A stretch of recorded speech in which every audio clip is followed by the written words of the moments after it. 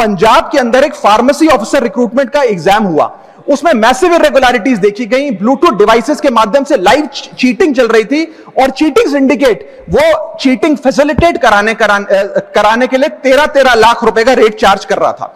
यही नहीं सर, आम आदमी पार्टी की सरकार जब पंजाब में बनी तब से अभी तक नायब तहसीलदार के एग्जाम में इरेगुलरिटीज देखी गई और लार्ज स्केल चीटिंग हुई। पंजाब स्टेट एजुकेशन बोर्ड में 12वीं क्लास का इंग्लिश का पेपर लीक हुआ, पीएसटीटी स्कूल टीचर रिक्रूटमेंट का एग्जाम का पेपर लीक हुआ, पीएसबी के ग्रुप ऑफिसर के रिक्रूटमेंट का एग्जाम लीक हुआ, एग्रीकल्चरल डेवलपमेंट ऑफिसर की रिक्रूटमेंट का एग्जाम लीक हुआ और एक्साइज और टैक्सेशन इंस्पेक्टर की रिक्रूटमेंट की मेरिट की लिस्ट जब आई तो उसमें फर्जी नाम डाल के जारी कर दिया गया। सर मैं आ रहा हूं, अब मैं कांग्रेस में आ रहा हूं।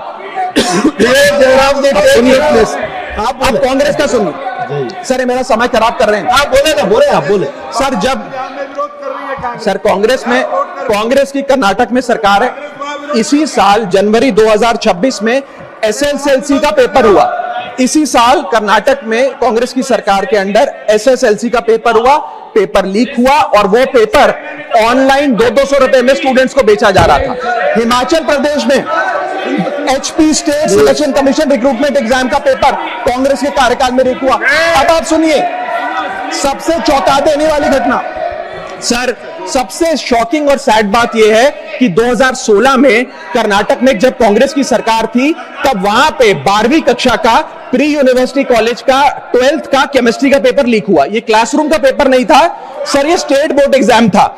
ये स्टेट का एग्जाम जब पेपर लीक हुआ, बच्चे एग्जाम देकर घर आ गए, पता लगा पेपर लीक हो गया, पेपर कैंसिल कर दिया। 20 दिन बाद री एग्जाम कराया गया, री एग्जाम का पेपर भी लीक हो गया और उसके बाद रात को 3:30 बजे वो पेपर व्हाट्सएप पे घूम रहा था, री एग्जाम को भी कैंसिल करना पड़ा। इसके बाद जब जांच हुई, स्टेट सीआईडी ने जांच करी तो 3 लोगों को अरेस्ट किया, जिसमें कर्नाटक सरकार के मेडिकल एजुकेशन मिनिस्टर डॉक्टर शरण पाटिल का पीए खुद शामिल था। पीए 10-10 लाख रुपए लेकर पेपर लीक कर रहा था।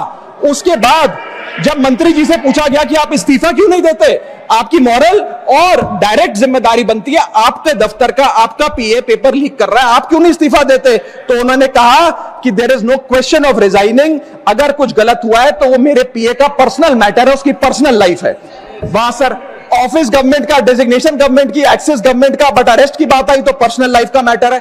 और आयरनी देखिए, आज 2026 में कर्नाटक में फिर कांग्रेस की सरकार है और डॉक्टर शरण पाटिल फिर मंत्री हैं और उसी विभाग के मंत्री हैं, मेडिकल एजुकेशन विभाग के मंत्री। ये है स्टैंडर्ड ऑफ अकाउंटेबिलिटी।